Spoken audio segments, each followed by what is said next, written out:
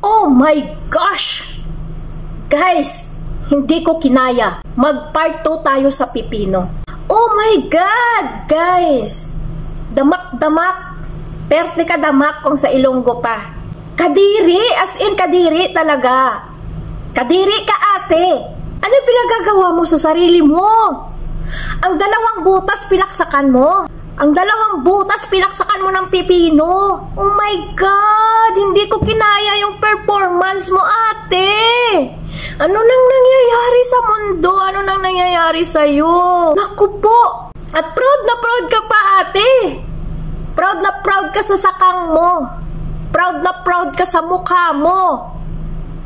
Kitang-kita pa yung mukha mo. Kitang-kita pa lahat. Ginoo ko.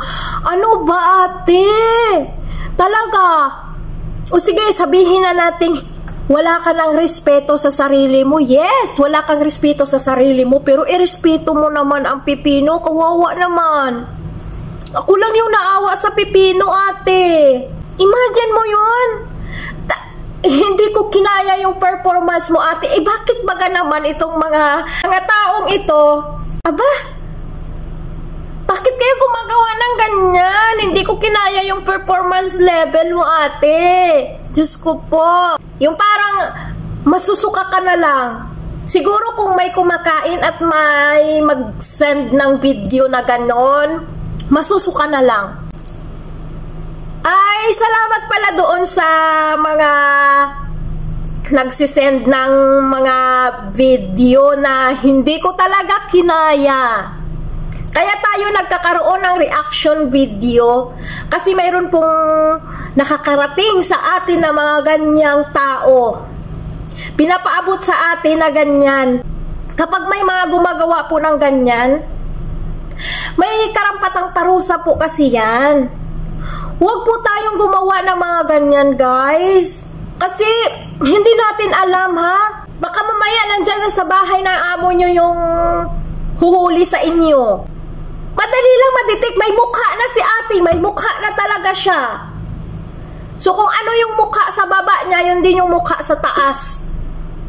Ganon. Ate, mahiya ka naman. Ano kayang sabihin ng pamilya mo? Ba't ka kasi nagbibideo pa? Ay, ito yung, mag-iiwan ka pa ng kalat, mag-iiwan ka pa ng ebidensya. Kailangan pa ba yung mga ganyan?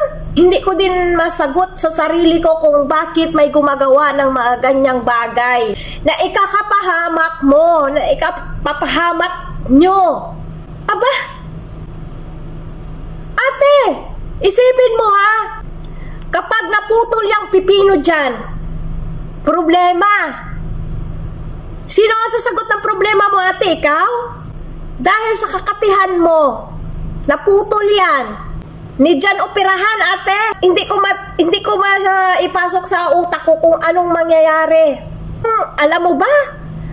Kung hindi ka magsasalita na may naputol na yan dyan, mabubulok yan dyan, magiging cause ng iyong ganon. Doon ka na. Grabe na ano nyo talaga na nakakaya nyo gawin ang mga bagay na ganyan. Tapos nakikita pa yung mukha mo. Ano ba ate? Muwi ka na lang sa Pilipinas siguro ate kung ganyan yung performance mo dyan. Magpaalam ka na. Kasi once nagkalat na yung video mo, hindi natin alam na nakarating na yan sa nakarating na nga sa mga marites eh. Ano pa kaya kung dumating yan doon sa pinakakwan dyan? Kung saan ka man naroroon. Mapatawan ka dyan ng parusa. May karapatang parusa yan ate. Naku. Sa mga ganyan tao, sa mga ganyang gumagawa ng mga bagay na ganyan, hindi talaga ako naaawa na. Hindi na ako naaawa. Maawain ako sobra. Madali din akong umiyak. Kaso sa mga ganyang kaso, hindi po talaga ako naaawa na. Kasi nga hindi nila kinaawaan yung sarili nila. Tayo pa kaya maawa? Para saan? Para saan ang awa? Maaawa ako doon sa apat kaawaan talaga. Pero sa mga katulad talaga ni ate, Diyos ko, ilang babae na kayo dyan? Ilan na? Madami na kayo. Sana naman matauhan kayo Gagawa-gawa kayo ng video, gagawa kayo ng kalat. Ayan, nagkalat na. Kalat na. Baka hindi natin alam, dumating na yan sa presidente. Ano na? Kayo din mga OFW, kayo din lang gumagawa ng problema nyo. Kung ayaw nyo ng gulo at ayaw nyo ng mga chismis at ayaw nyo ng parusa, huwag kayong gumawa ng gulo. Kayo din yung nagkakalat. Grabe. Naawa ako sa pipino, kawawang pipino. Sa 2 butas, napunta. Grabe ka ate, grabe ka. Hindi ko kinaya yung performance level mo.